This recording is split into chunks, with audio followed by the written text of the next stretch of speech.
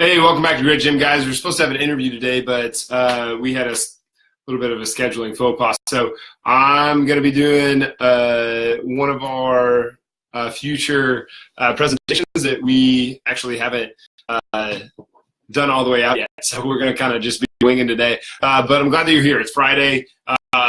This is going to be a little bit of a mindset and a little bit of a sciencey type talk, but it's really just logic. It's not even science. It's the stuff that science has proven. Like, I really like logical stuff that in the exercise, nutrition, recovery, and mindset world, the science has really come along and done a good job of backing up with good things. It's kind of like brushing your teeth. If you brush your teeth every single day if you brush your teeth before you go to bed and you brush your teeth when you wake up in the morning, well, at least you started the day off with a win, right? You did something good for your teeth. You did something good for your health. It's the silliest thing. It's just like, okay, well, brush your teeth. But there's a lot of benefits to that. When we think about it logically. Like, people judge us. Like, one of the first things we see, not consciously, that we judge people on, just unconscious bias, is how their teeth look. So it's important. Brush your teeth in the morning. No one likes to smell your nasty breath.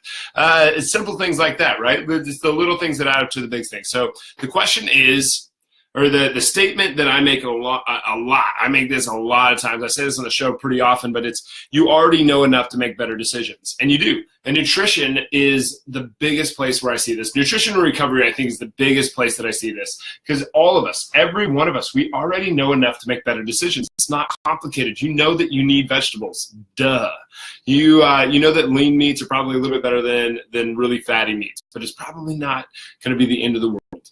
You know that you did not get fat because of one Thanksgiving meal. You got fat because of the years and years and years, day to day, meal to meal, snack to snack activities. It wasn't the Thanksgiving meal, it wasn't the holidays that got you fat, right? So you know enough to make better decisions. Then how do you make the better decision? If you already know enough to make the better decision, then how do you make the better decision? Well, that's one of the things why we have one life plan. That's why I do a lot of the work that I do early in the morning to make sure that I have my head in the right space. Because I know that if I don't do that, I'm much more likely, and I'm almost guaranteed, to screw up more often in the day and do things that prove to me that I'm not enough. And you will too. The default pattern is that you're not enough. That's what this sign over here is. It's mirrored when I look into Facebook Lives. But we're taking health into equation here, and health is your greatest resource. I haven't mentioned that on the show in a while, but health is your greatest resource. You can't enjoy your relationships without your health. You cannot enjoy your time here without your health. You will sacrifice your relationships. You will not be able to make any money because you won't be able to go to work, and you will sacrifice the experience that you do have on this earth because you did not take care of your health. It is the most important resource that you possibly have, just because of everything else being based on it. So when we talk about health, how do we break down health? We break down health, not nutrition, recovery, exercise, and mindset. I think a lot of people like to just drive with one or two or maybe even three wheels of the car.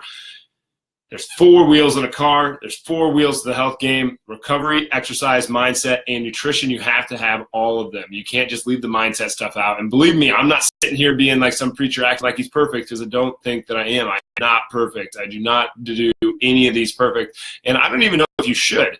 If you could do it perfect, would you even want to? I think that's a decent question. Like, I don't know. Because when you screw up, you do get a lot of lessons. And what is perfection anyway?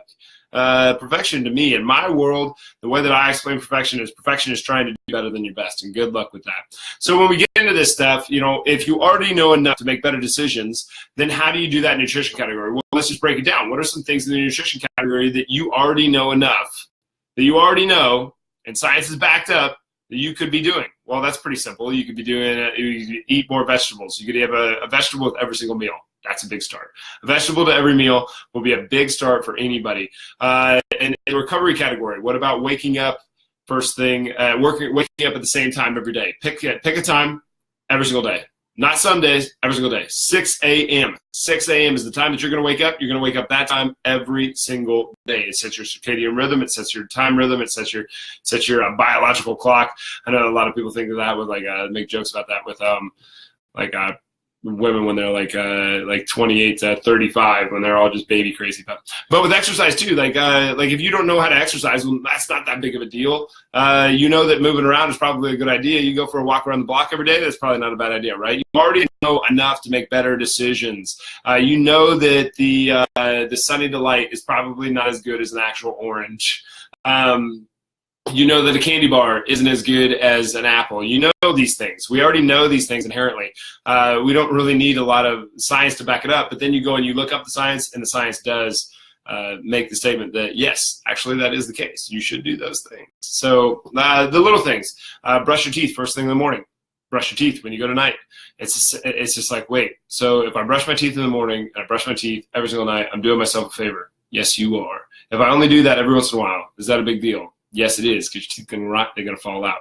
Actually, chewing actually gets it doesn't get its fair shake and importance of the digestive process. That is the first step of the digestive process, is actually chewing your food, and then it goes in your stomach and it does all this other stuff.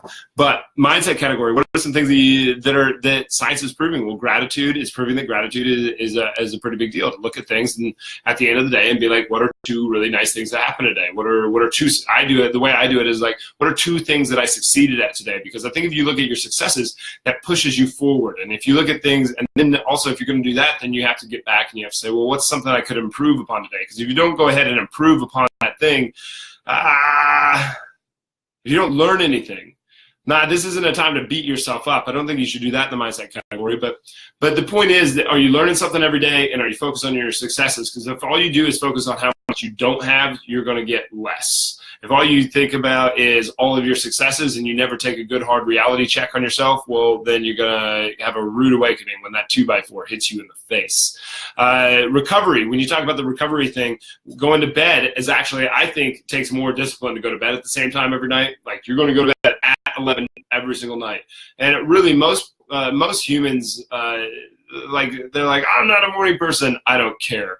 All of us are set up to go to bed at 10 and wake up at 6. Go to bed at 10, wake up at 6. I don't care if you want to switch that to 11 and wake up at 7. I think that's fine.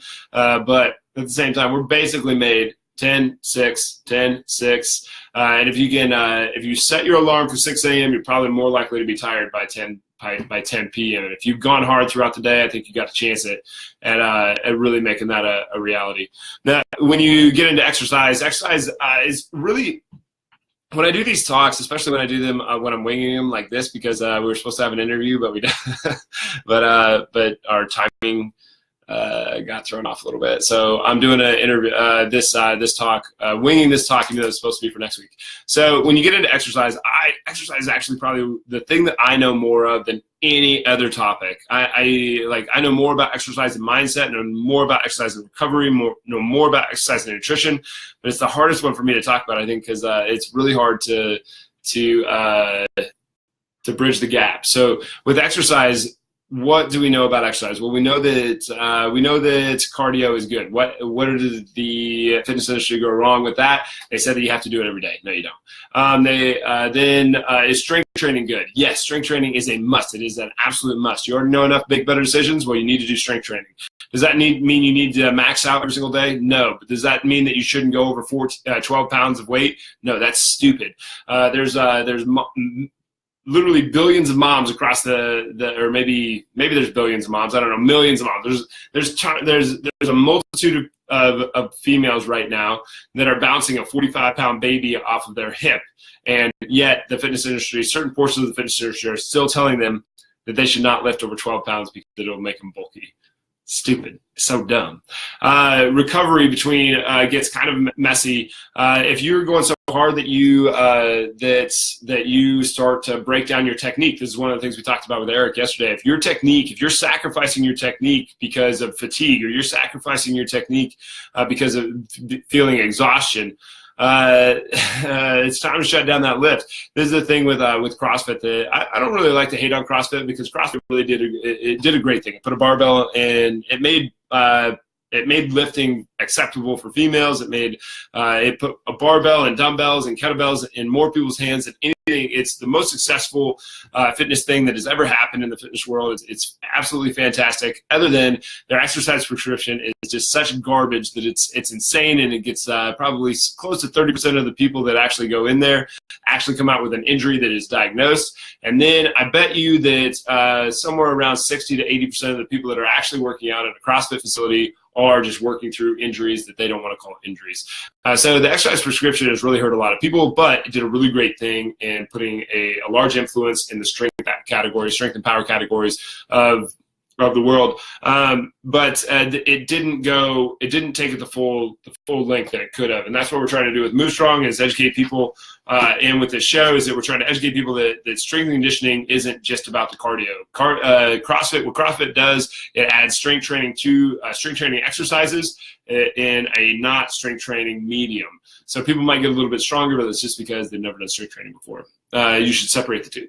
But we know about exercise. The exercise needs to be safe. You already know enough to make better decisions. Well, exercise needs to be safe. It needs to prevent injury, not cause injury. This is a big deal. Injury should be the absolute last thing that happens in a controlled environment like at Grit Gym. At Grit Gym, it's an extremely controlled environment. It's extremely closed loop. When you look at sports, like you look at a sport like football, it's very chaotic. It might be controlled in the sense that the defense is running a certain play and the offense is running a certain play, but it's chaotic. You don't know what's necessarily going to happen. There's a lot of reaction to what the other opponent is doing. It's very open loop. It's just like, what's going to happen? I have no idea. Whereas you go to a practice of football and you have a drill, and the drill is there's like 4 dummies, and then there's 2 athletes that are kind of shuffling back and forth, and at some hole, the athlete with the ball is going to try to run through that hole, and the defender is going to try to tackle that guy. That's very closed loop. That's very controlled. We know what's going to happen. He's just got to react to him and go. Or in track, like very controlled environment. We can calculate down to the number of steps that an athlete takes in a track practice or in a track meet. So extremely controlled, right? Well, a weight room is the same way. A weight room is very controlled, and you would think that in a controlled environment that we could make that insanely safe. Now, it would be understandable that you get a mountain biker or a jogger that's jogging out kind of in the wilderness or whatever, and they step in a hole and they roll their ankle. Like they didn't see the hole there. It was covered up. But that doesn't happen in a weight room. We know what's coming. Everything is controllable. Like, yeah, sure, maybe someone set a dumbbell on the floor and you trip over it a little bit and something bad happens.